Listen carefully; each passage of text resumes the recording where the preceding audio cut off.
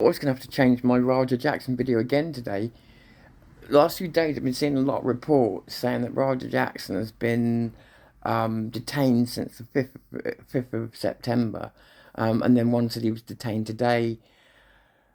Every time I've gone to check the actual facts of it, all the official sources say no, he has not been arrested. He's still not arrested, which means it's over 2 weeks now. I think Psycho Stu has launched an official complaint now, so he could be. And I know that the is it Doug Mallow, the guy that saved him, the wrestler that saved him. I know he's launched a complaint with the police, which means, by the way, Douglas Mallow, the guy that came in and saved Raja, has now been blackballed from every wrestling company because for being a snitch.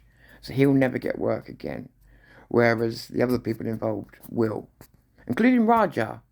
Raja, who, based on his performance of nearly killing a man in a ring that he was not supposed to be in because he's a mark, a fan, an outsider. You don't have marks in the ring unless they've been trained. So we've just got away with something that was near death.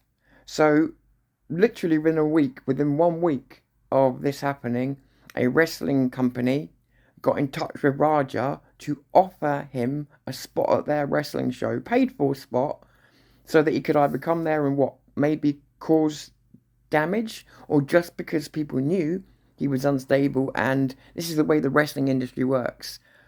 Any eyes on is good. Bring the attempted murderer to our show, have him on, have him fake doing the same thing, or just let him loose, whatever else. And so yeah, he has got at least one job. I know there was talk of him being offered two, based on his performance there, which was a loss of control. He's been offered two jobs. No, sorry, one job and a potential second. And whereas Psycho Stu will lose job, the guy that saved Psycho Stu will be blackballed. AJ Manor is fired, but will move on. Um,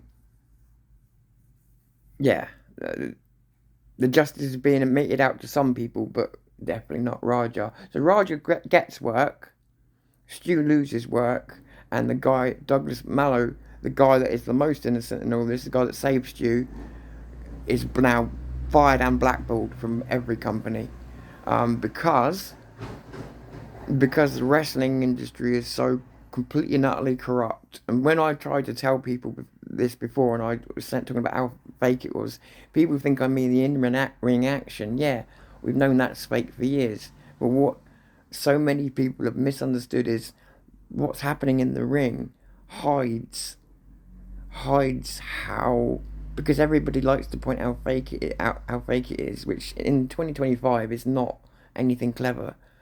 But because people like to point all this out, they miss the facts of how dark a business this is. And there's one thing, it's very true that AJ Manor said. There's no way that could have happened, what happened with Raja. It'd have to be signed off by the boss. And if you look at the clips back, and this is in my video anyway, but you actually see the boss was the one that offered the receipt and said, go and this mother up. And as Kevin Nash put it, they wanted something to happen, and something happened. And many people believe that what I believe, and that is that they didn't know what would happen, but they were prepared for anything because these companies are struggling and will get attention anyway, and the wrestling business will get attention any way it can. And that's why I say you don't know what's real and what's not, even in this day and age, because there are still people who think that was a work, what they saw, but it was all part of the show because everybody likes to blur it. It used to be the wrestler's always excuse. You hit on another wrestler's wife, I was just working, yeah. I'm just working, yeah. Just working, yeah. It becomes an excuse for everything. Oh, you're rude to someone in a pub, and then you realise that you've bitten off more you can chew. Oh, I was just working, mate. I was just working my character. Yeah? It becomes an excuse for everything. Same as don't sell it. Selling is when you show pain or a reaction to something that. So that's what when Psycho Stu hit Roger over the head with a can, he said to him, "Aren't you going to sell it?"